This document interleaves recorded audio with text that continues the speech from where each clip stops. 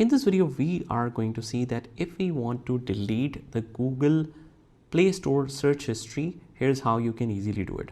So you might have noticed that you have searched for, let's say, some games, some apps recently on Google Play Store, and as soon as you click on the search box, it will show you all the searches that you have made. The recent searches are shown right here. So how can we get rid of all of these searches? Let's see. So first of all, what we do is just head over to the main section where your search or games or apps is, and we directly click on this profile icon on the top right hand corner. Once we click on that, we scroll all the way down to the bottom where it says the settings option.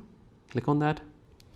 From here we select general, and from here the second option is account and device preferences. Click on that, and from here we scroll all the way down to the section of history. So here is history.